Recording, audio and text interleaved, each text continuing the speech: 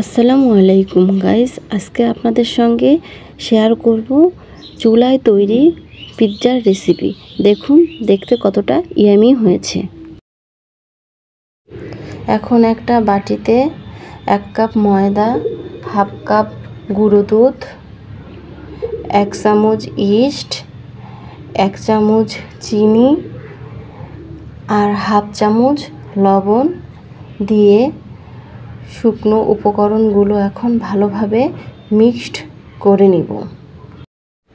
এখন হালকা কুসুম দুধ দিয়ে ডোটা তৈরি করে নিব।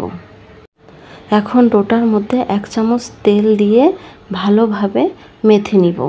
মেখে নেওয়ার পর ঢাকনা দিয়ে রেস্টে 1 ঘন্টার জন্য রেখে দিব। 1 ঘন্টা পর ফিরে এলাম। দেখুন ডোটা কেমন ডাবল হয়ে ফুলে গেছে। আবার ভালোভাবে মেখে নিব। এখন কিছুটা আটা ছিটিয়ে ডোটা দিয়ে সুন্দর করে একটা রুটি শেপ দিয়ে নেব। রুটিটা ঠিক এতটা মোটা হবে। এখন একটা স্টিলের প্লেটে কিছুটা আটা দিয়ে রুটিটা ওখানে দিয়ে দেব। এখন রুটির কাঠটা উঁচু রাখার জন্য হাত দিয়ে চারিদিকে চেপে চেপে নিব। এখন একটি কাঁটা চামচের সাহায্যে রুটিতে ভালোভাবে ছিদ্র করে নিব, যাতে রুটিটা ফুলে না ওঠে।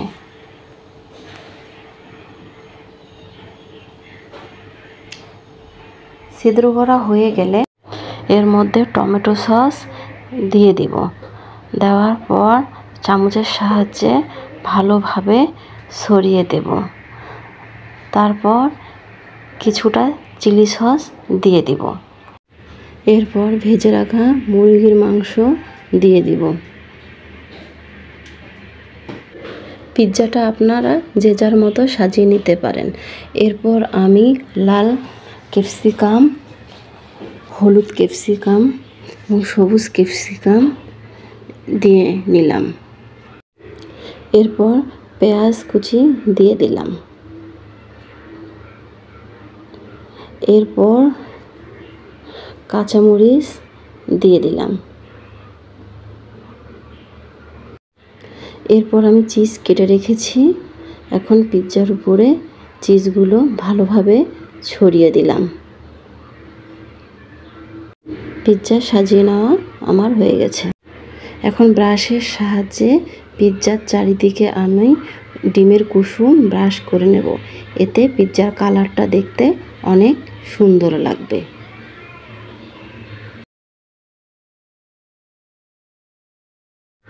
এখন চুলার মধ্যে একটি প্যান বসিয়ে দিব। এরপর প্যানটা গরম হয়ে গেলে লবণ ঢেলে দিব। তার মধ্যে একটা স্টিনার বসিয়ে দিব। লবণটা গরম হয়ে আসলে রেডি করে রাখা পিৎজাটা দিয়ে দেব। আধা ঘন্টা পর ফিরে আসলাম। দেখুন রেডি হয়ে গেছে আমার পিৎজাটা। নামিয়ে নিলাম।